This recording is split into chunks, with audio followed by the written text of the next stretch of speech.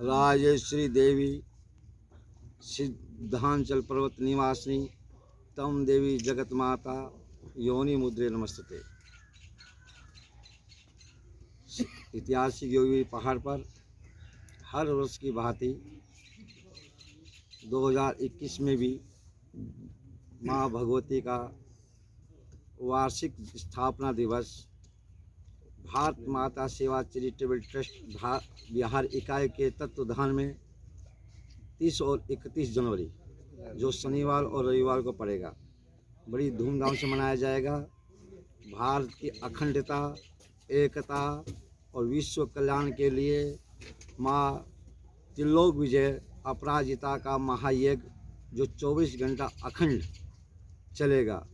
30 तारीख को 1 बजे से लेके वो अखंड यज्ञ चलेगा, और 31 तारीख को 1 बजे उसकी पूर्णाहुति होगी।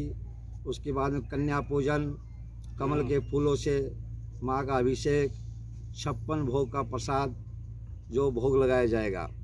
भक्तों के द्वारा वहाँ विशाल भंडारा होगा। इस क्षेत्र के जन सहयोग से हर वर्ष विशाल भंडारा होता है। बिहार और झारखंड की सीमा पर स्थित होने के कारण बिहार और झारखंड के लोग यहाँ बहुत ही धूमधाम से इस उत्सव को मनाते हैं।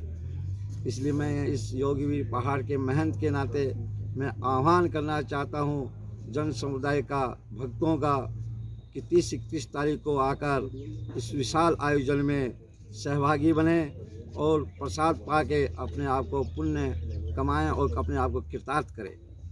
जय माँ कामाख्या, जय माँ राजराजेश्वरी। इस वर्ष भी जो वार्षिक शनि भगवान का मनाया जा रहा है, हम लोग सदस्य होने के नाते अपना पूर्ण सहयोग देंगे और मुझे समाज के भी तमाम धर्मावलंबी, धर्म को मानने वाले लोगों से कहना होगा कि आप भी अपना अधिक से अधिक समय इस आयोजन को सफल बनाने में दें। यहाँ पे जो दूर दूर से लोग आएंगे उनके लिए क्या खास व्यवस्था रहेगा रहने के लिए? मंदिर में तो व्यवस्था क्या करना है, मंदिर में तो रहने की भी व्यवस्था है निःशुल्क और प्रसाद की भी व्यवस्था निःशुल्क, मेडिकल की व्यवस्था और दवाई भी रहेंगी। इस योगीवीर हनुमतपुरी पहाड़ का सबसे मेन विशेषता है कि यहाँ सबसे पहले योगीवीर का स्थापना हुआ था। योगीवीर के सौजन्य से सभी देवी देवता, जो भी यहाँ दुर्गा माँ हो या शनिदेव जी हो, ये सभी उनके बुलाने पर ही आए हैं। और इस योगीराज का विशेषता ये है, योगीराज 3 टांग के पैर पर सवारी करते थे और बाघ के सवारी करते थे। और योगीराज का जहाँ अभी मंदिर है वहाँ से एक गुफा बाबा बटेश्वर स्थान तक था, जो गुफा के माध्यम से बाबा योगीराज प्रतिदिन बाघ पर सवार होकर के गंगा स्नान करने जाते थे और पुनः वो गंगा स्नान कर उसी गुफा के माध्यम से यहाँ आते थे। इस पहाड़ी पर आज से 20 साल 25 साल पहले लोग यहाँ आने से डरते थे। यहाँ बहुत ही जंगल था जिसको कि कुछ सामाजिक लोगों के द्वारा कार्य किया गया।